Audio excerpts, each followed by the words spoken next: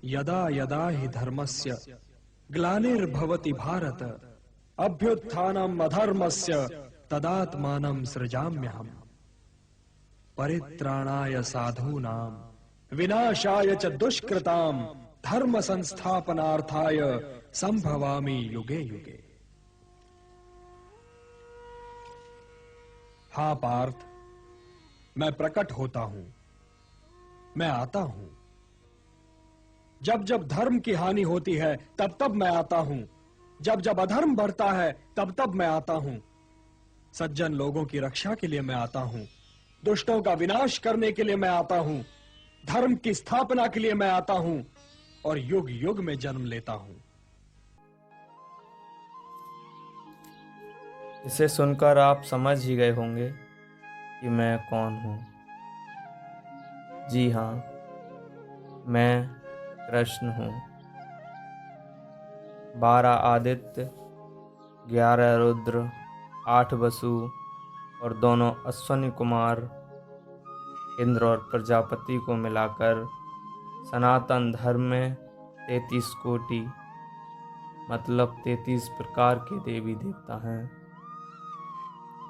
और इन सब में मैं ही सर्वोपरि हूँ।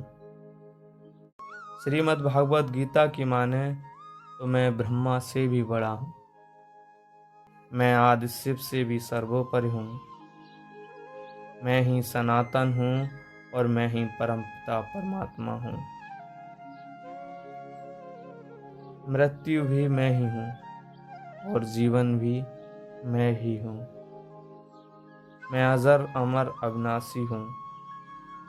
सारा ब्रह्मांड मुझ में है और मैं सारे ब्रह्मांड के कण कण में व्याप्त हूँ।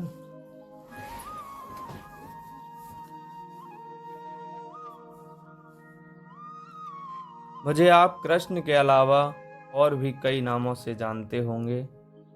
मेरे कलयुग में 108 नाम हैं। मैं सनातन धर्म के सभी देवी देवताओं में लोकप्रिय देवता हूँ। जहाँ विश्व भर में लोग मुझे मित्र, प्रियतम, सखा, भाई, बंधु, पिता और भगवान मानते हैं, वहीं कुछ मुट्ठी भर लोग मुझे चोर, छलिया और रणछोड़ कहने से भी बाज नहीं आते। चाहे जो भी हो, मुझे कौन नहीं जानता होगा। क्या तुम मेरे वंशजों के बारे में जानते हो? मेरे दादा परदादा के बारे में? मेरे बारे में तो जानते ही होगे। मेरी कितनी पत्नियां थीं, उनके नाम क्या क्या थे, मेरे कितने पुत्र थे, उनके नाम क्या क्या थे।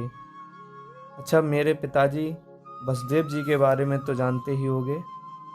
उनके कितने विवाह हुए थे, वो कहाँ रहते थे, वो क्या करते थे। क्या तुम मेरी माँ देवकी के बारे में जानते हो? वो किसकी पुत्री थीं? क्या तुम मेरे दूसरे माता पिता नंद बाबा और यशोदा के बारे में जानते हो? क्या तुम मेरी बड़ी माँ रोहिणी के बारे में जानते हो? क्या वो भी नहीं जानते? चलो छोड़ो, मेरे और राधा के बारे में तो सब जानते ही होगे। मैंने उससे शादी क्यों नहीं की, ये भी जानते होगे।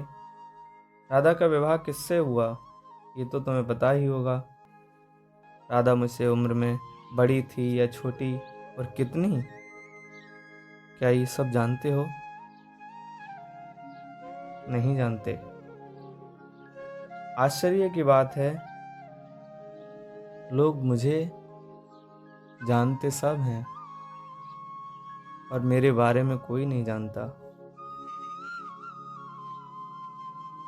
खैर कोई बात नहीं, मैं तुम्हें अपने बारे में वो सब बताऊंगा जो हर सनातन प्रेमी को जानना चाहिए। मैं कृष्ण हूँ। मैं कृष्ण इसलिए नहीं हूँ क्योंकि मैं काला हूँ। मैं कृष्ण इसलिए हूँ क्योंकि ये नाम मुझे मेरे वंश यदुवंश के कुलगुरु श्री गर्गाचार्य जी ने नामकरण करते वक्त दिया था। उन्होंने एक ग्रंथ भी लिखा है जिसे गर्ग संहिता कहते हैं, जिसमें मुझसे जुड़ी हर जानकारी तुम्हें मिल जाएगी।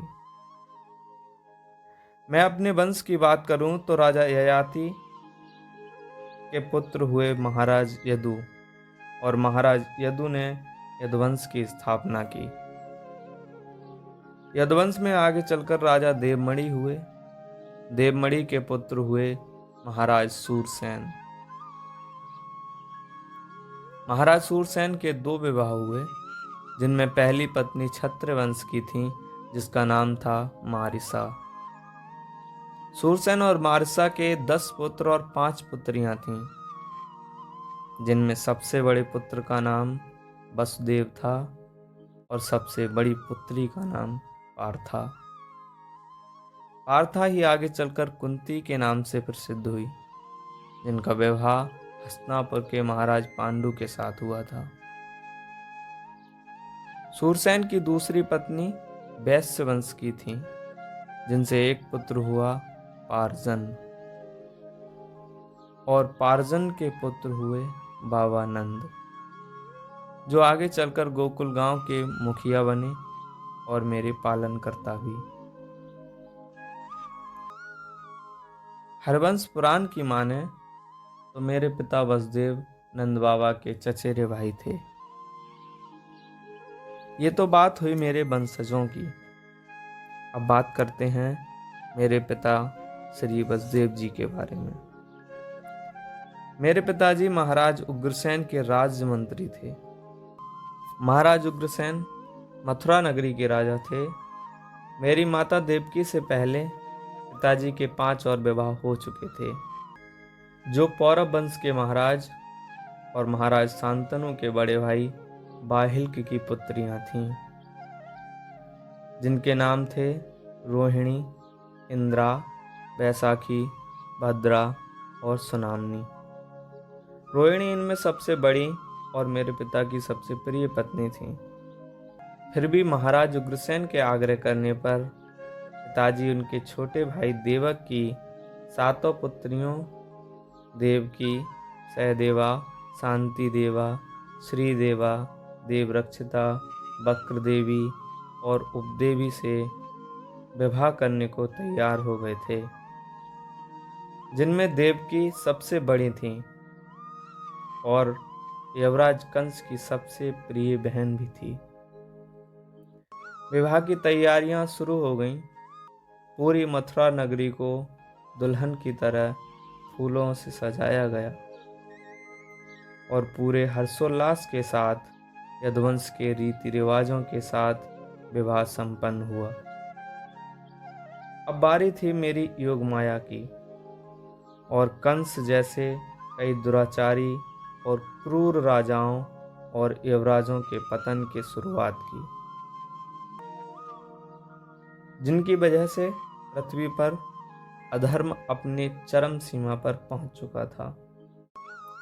और मैंने पहले ही कहा था, अधर्म के विनाश के लिए मैं प्रत्येक युग में जन्म लेता रहा हूं और जन्म लेता रहूंगा।